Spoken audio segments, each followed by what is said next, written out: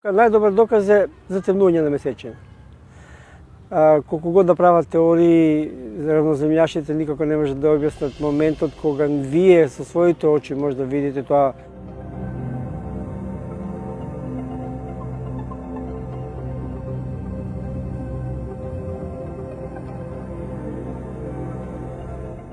Зошто луѓе веруваат дека е земја? Затоа што ни дојде тоа со социјални мрежи и со тоа што секој може да даде свое мислење без да за тоа има некоја научна основа за тоа или пак знаење. Ама ако тоа го каже некој што е славен и кој за жал има некој си, да кажеме тоа, влијание кај луѓето, тоа станува некој си како вистина и денеска не мора вие да завршите факултет и да бидете научник од не знам каква класа, кога едни обични учебнички работи што се учат во основна и во средна школа стануваат предмети на дебата. Јас очекувам да за некоја година Кардашијан или било која друга славна особа каже па 2 и 2 може да биде и 15, ако се договориме. Така да тоа едноставно не функционира.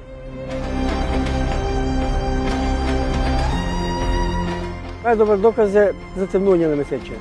У септември можевме да го видиме, со своите очи се гледа сенката од топката, значи од нашата земја како што топка на површина месечина паѓа како лак и ја покрива, нели. Тоа никако не може да се објасни поинаку, значи пробете тоа со ако имате било каква топка, како год да ја вртите, вие ќе имате круг, нели, како сенка. Земјата дека е топка знаеме уште пред 2000 кусур години. Така да луѓето измериле дури колкава е топка. Научниците со промислување и со експериментирање и мерење има докажано уште пред 2200 години дека земјата е топка. И тогаш е факт.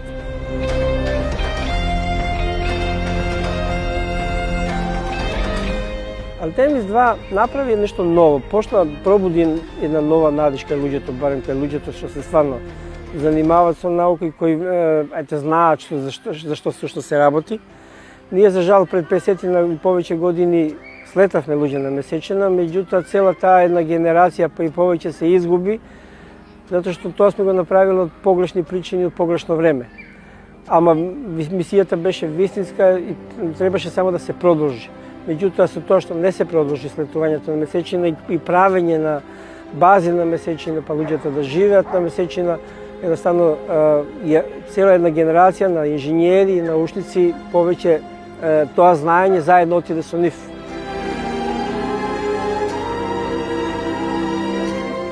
Тамо 60 и 70 години беа планирани 20 мисии на Аполо. Се прекина на 17-та, беше последна. Веќе готови беа направени Сатурн ракети, капсули, се комплетно и посади беа подготвени за 18, Аполо 18, Аполо 19 и Аполо 20. Меѓутоа Конгрес едноставно реши да тоа го укине затоа што кошташе многу пари. Можда не требаше да се направи некој компромис, да на секој неколку години одат, да таму почнат да се прават мисии, да луѓето почнат да престојуваат на месечина. До сега ќе бевме до сега ќе бевме сигурни на Марс. А ние сега мораме сето тоа да го правиме поново и поново. Тоа се стварно на вистина скапи мисии.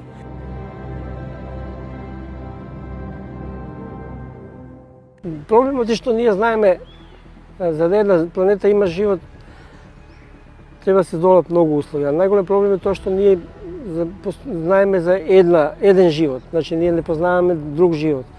Единствен живот што ние го познаваме е базиран на вода. И не постои суштество на планета Земја кој на еден или друг начин не зависи од вода. И нашата планета е богата со тој ресурс на вода и најверојатно и нашиот живот е настанат внатре во вода, па тек после сме испливале на копно.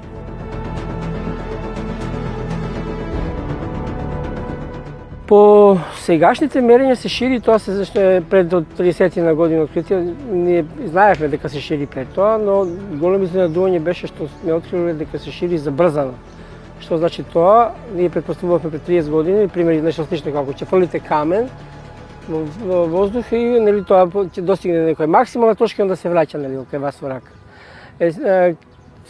Тоа беше некоја аналогија на ширење, значи ние тогаш се претпоставуваше дека Вселена се шири, ќе дојде до некоја максимална точка, онда ќе почне да се собира, но денеска знаеме најнови откритија ни кажуваат дека Вселена се шири и забрзано. Тоа значи нешто слично ако фрлите камен, тоа не само што нема да се раци, него почнува забрзано за уште побрзо да се движи нагоре.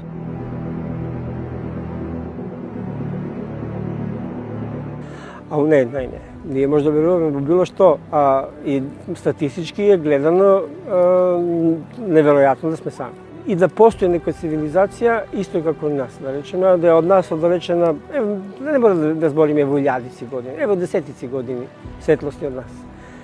Значи, на некоја планета која е само 10 години светлосни години од нас и треба 10 години со нешто најбрзо што знаеме. Само информација да примиме од таму. Значи, вие сега да пратиме сигнала, да кажеме таму ќе стигне за 10 години, ќе кажеме здраво, ние сме од Земја. И onda oni će primjer za 10 godina i oni će kažat, ok, će ni kaže zdravo, nije sme od planetata X.